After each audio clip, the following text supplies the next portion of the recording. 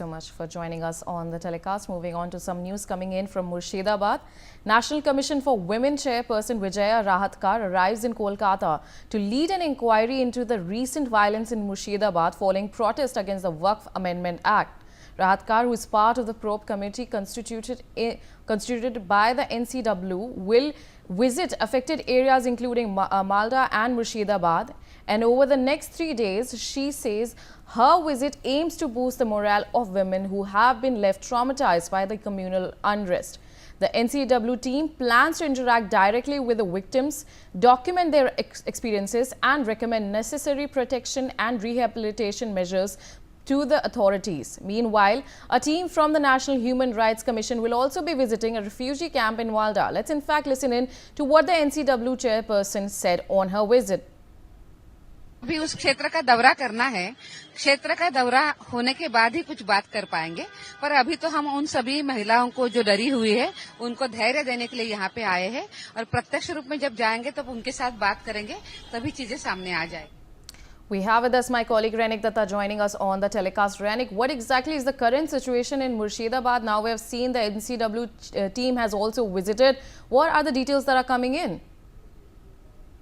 देखिए, मुर्शिदाबाद वायलेंस के बाद जिस तरीके से करीब 400 के ऊपर परिवार को घर छोड़कर मालदा में भाग जाना पड़ा था, उसके बाद ही ये पूरा मामले को लेकर एनसीडब्ल्यू की तरफ से पूरा इन्वेस्टिगेशन करने का जिम्मेदारी दिया गया था और उसी को देखने के लिए कि मुर्शिदाबाद में किस तरीके का घटना घटा था, मुर्शिदाबाद में क्या हालात है और उसके साथ साथ ही जो परिवार उधर से छोड़कर चला गया है उसमें जो महिला शामिल है उन लोगों के साथ क्या क्या हुआ है इस घटना के दौरान, यानी शुक्रवार और शनिवार 2 दिन लगातार महिलाओं के साथ क्या क्या घटना घटा है, महिलाओं की तरफ से जो मोलेस्टेशन का कंप्लेंट किया जा रहा है वो कंप्लेंट कितना सही है, ये सब देखने के लिए, सब जानने के लिए एनसीडब्ल्यू के चीफ के तरफ से आज मालदा में दौरा किया जाएगा।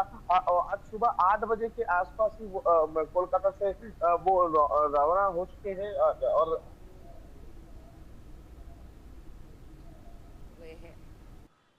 हम शिविर में जाएंगे, वहाँ पे रुकी हुई जो महिलाएं हैं उनके साथ बात करेंगे। ये भी बात आई है कि उनके साथ अच्छा व्यवहार नहीं हुआ है, इसके बारे में भी हम उनके साथ बात करेंगे और प्रत्यक्ष रूप में स्थिति का जायजा ले लेंगे और उसके बाद आयोग अपनी रिपोर्ट बनाएगा। इससे पहले यहाँ पर एक संदेशखाली में इंसिडेंट हुआ था, उस वक्त भी बहुत सारे आयोग यहाँ पर आए थे, लेकिन उसके बाद उनसे कुछ कड़ी एक्शन नहीं मिली। इस बार क्या आप कड़ी एक्शन लेंगे? देखिए, अगर कुछ गलत होता है और महिलाओं के साथ अगर उनका उत्पीड़न होता है तो सबसे पहले राष्ट्रीय महिला आयोग उसका संज्ञान लेता है। यहाँ पर भी ऐसी खबरें मिली है, पर उसके लिए उन महिलाओं के साथ मिलना होगा, बातचीत करनी होगी। राष्ट्रीय महिला आयोग उन महिलाओं के सुरक्षा के लिए और उनके सम्मान के लिए जो हमारे अधिकार में है वो सभी कदम हम उठाएंगे। तो स्टेट गवर्नमेंट से कोऑपरेशन मिल रहा है ना? हमें तो अभी कोई अड़चन नहीं लग रही है। बहुत महिलाओं ने ये आरोप लगा रही है कि उनके अस्त्र दिखाकर उनको डराया गया, उनके शारीरिक रूप से उनके ऊपर अत्याचार करने के लिए उनको डराया गया, अपना लाज बचा के वो लोग भागी। बहुत सारी महिलाओं अभी तक एफआईआर भी नहीं दर्ज कर पाई, तो आपकी तरफ से क्या स्टेप्स लिया जाएगा या क्या कहना चाहिए? मैंने जैसे पहले ही कहा कि महिलाएं डरी हुई है, जो उनके साथ व्यवहार हुआ है उसको देखते हुए हम स्वयं उनके पास जाएंगे, उनके साथ बातचीत करेंगे और स्थिति को हम समझ कर लेंगे और अगर इस तरह की कोई बातें आती है। All right, Renik. So we were seeing that Vijaya Rahatkar, the NCW chief, was briefing on the Murshidabad visit that she had taken. So now currently, as you were talking currently about her visit and what kind of measures that will be taken by NCW now to be provided to authorities, what were the details that are coming in? देखिए, NCW के chief की तरफ से आज जो दौरा किया जाएगा, ये दौरा का मेन कारण है मुर्शिदाबाद में जो वायलेंस हुआ था उस वायलेंस के दौरान बहुत सारे ऐसा कंप्लेन आया था कि महिलाओं के साथ भी बुरी बर्ताव किया गया है, महिलाओं के सुरक्षा को लेकर भी सवाल उठाया गया है, महिला का जो सम्मान है उसको भी लूट करने की कोशिश किया गया है।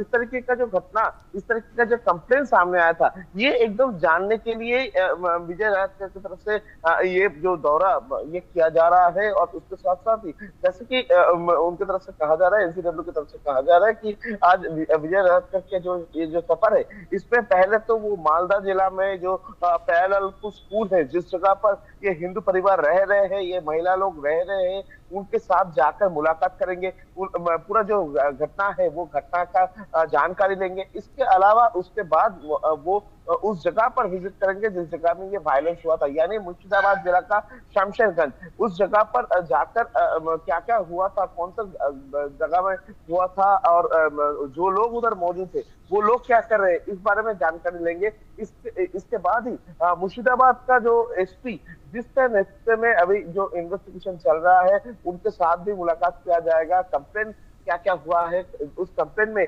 मॉलेस्टेशन का कंप्लेन है कि नहीं, वो जानने का कोशिश किया जाएगा। उसके बाद ही एनसीडब्ल्यू की तरफ से रिपोर्ट तैयार किया जाएगा और अगले क्या कार्रवाई होगा उसके बारे में एनसीडब्ल्यू की तरफ से स्पष्ट किया जाएगा। यानी एक तरफ मुर्शिदाबाद में जो वायलेंस का घटना घटा था, जिसमें 400 के ऊपर परिवार को घर छोड़ना पड़ा है, ठीक उसी टाइम पर महिलाओं के ऊपर भी लगातार अत्याचार का घटना सामने आया था। हम लोगों के कैमरा के सामने भी महिलाओं की तरफ से कहा गया था कि किस तरीके से महिलाओं के साथ अत्याचार चल रहा था। ये 2 दिन में लगातार 11 तारीख और 12 तारीख 2 दिन किस तरीके से महिलाओं के ऊपर अत्याचार चल रहा था, वो महिलाओं की तरफ से स्पष्ट किया गया है। तो ये जो पूरा घटना, ये घटना का सच्चाई जानने के लिए ही और इस घटना के बाद महिलाओं के सुरक्षा को प्रॉपर करने के लिए गवर्नमेंट की तरफ से क्या स्टेप लिया जा रहा है, ये जानने के लिए आज एनसीडब्ल्यू के चीफ विजय राहतकर की तरफ से ये सफर किया जा रहा है मुर्शिदाबाद का। All right, Renix, stay on with us. We have more developments coming in. On the other hand, ADG and IGP South Bengal, Supratim Sarkar, gives statement on the ongoing violence.